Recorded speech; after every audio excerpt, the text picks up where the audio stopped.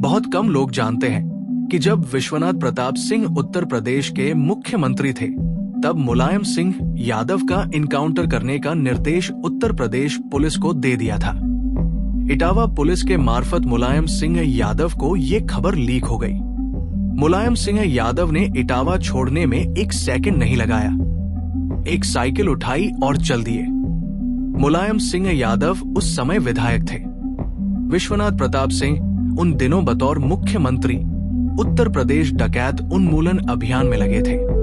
विश्वनाथ प्रताप सिंह के पास पुष्ट सूचना थी कि मुलायम सिंह यादव के डकैत गिरोहों से न सिर्फ सक्रिय संबंध थे, बल्कि डकैती और हत्या में भी वो संलग्न थे। फूलन देवी सहित तमाम डकैतों को मुलायम सिंह न सिर्फ संरक्षण देते थे, बल्कि उनसे हिस्सा भी लेते थे, ऐसा विश्वनाथ प्रताप सिंह का मानना था। कुछ समय बाद दिल्ली के इंडियन एक्सप्रेस में पहले पेज पर 3 कॉलम की एक खबर छपी थी, जिसमें मुलायम सिंह की हिस्ट्री शीट नंबर सहित उनके खिलाफ हत्या और डकैती के कोई 32 मामलों की डिटेल भी दी गई थी। चौधरी चरण सिंह तब मुलायम सिंह यादव से बहुत नाराज हुए थे और मुलायम का सांसद का टिकट काट दिया था। इन दिनों जदयू नेता किसी त्यागी भी तब लोक दल में थे। त्यागी ने इस खबर को लेकर बहुत हंगामा मचाया था। बहरहाल मुलायम सिंह यादव को इनकाउंटर में मारने का निर्देश विश्वनाथ प्रताप सिंह ने 1981 से 1982 में दिया था।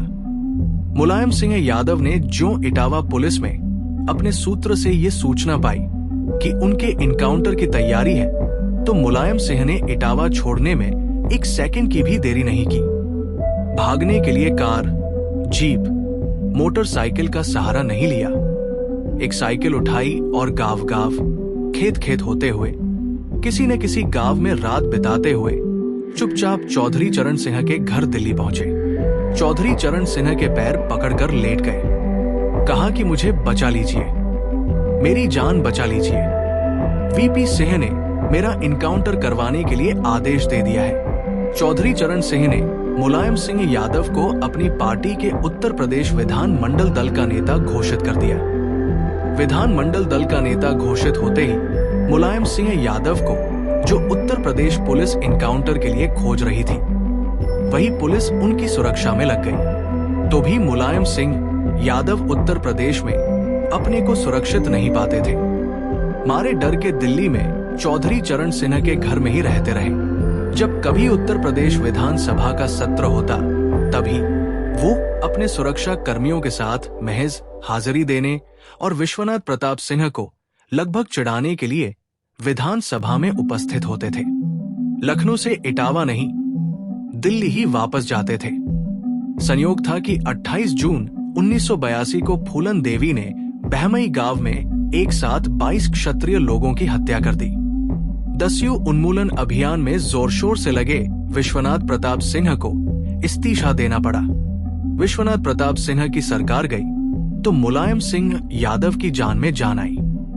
लेकिन मुलायम और विश्वनाथ प्रताप सिंह की आपसी दुश्मनी खत्म नहीं हुई कभी। मुलायम ने बाद में विश्वनाथ प्रताप सिंह के डैया ट्रस्ट का मामला बड़े जोर शोर से उठाया।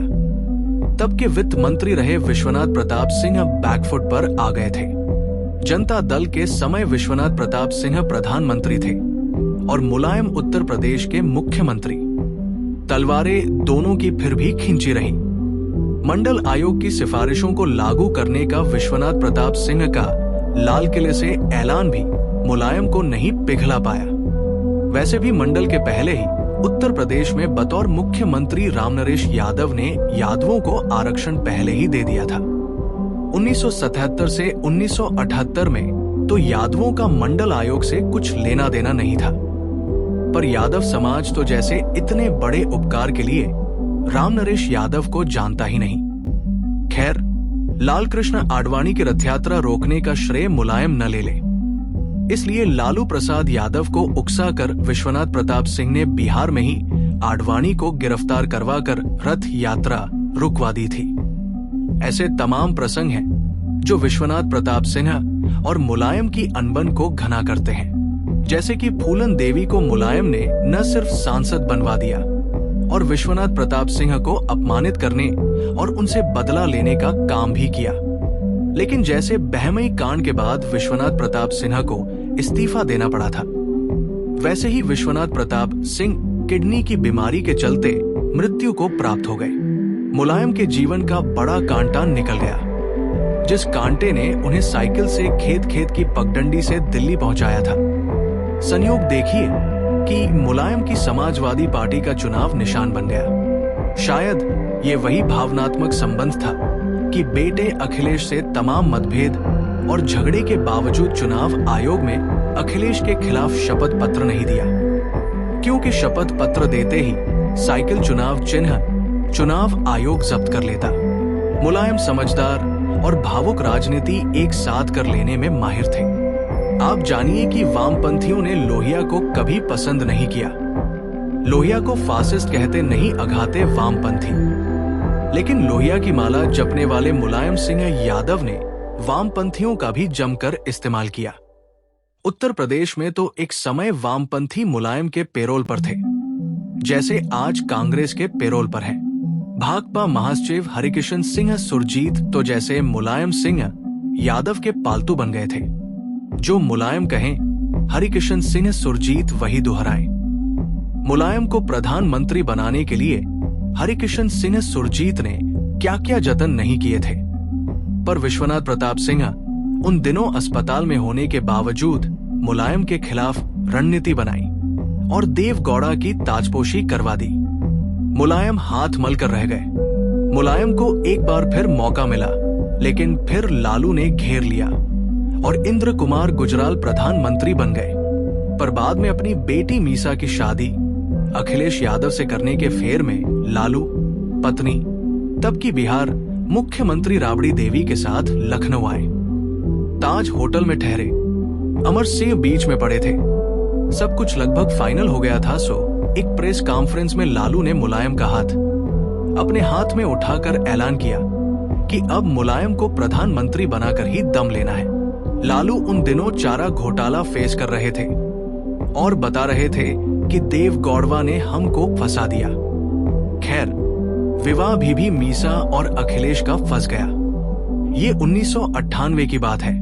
एक साल बाद 1999 में डिंपल से अखिलेश की शादी हुई और इसी अखिलेश को 2012 में मुलायम ने मुख्यमंत्री बनाकर पुत्र मोह में अपने पांव पर कुल्हाड़ी मार ली। अखिलेश ने न सिर्फ पिता को धोखा दिया, बल्कि कभी कांग्रेस कभी बसपा से हाथ मिलाकर पिता की साइकिल को पंचर कर उसे अप्रासंगिक बना दिया। पिता की सारी राजनीतिक कमाई और अपनी राजनीति को चाचा रामगोपाल यादव के चाल में गवा दिया। एक चाचा शिवपाल को ठिकाने लगाते लगाते समाजवादी पार्टी को ही ठिकाने लगा दिया। जब तक मुलायम जीवित रहे, साइकिल चला नहीं सके। पराजित पिता की तरह अकेले में आंसू बहाते चले गए। मुलायम ने जिस भोजपुरी लोक गायक बालेश्वर को एक समय यश भारती से सम्मानित किया था, वही बालेश्वर एक गाना गाते थे, जे केहू से नहीं आरल ते हारी गई अपने से।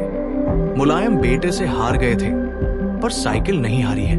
हाँ, अखिलेश ने जरूर अपने लिए एक स्लोगन दर्ज कर लिया है कि जो अपने बाप का नहीं हो सकता, वो किसी का नहीं हो सकता।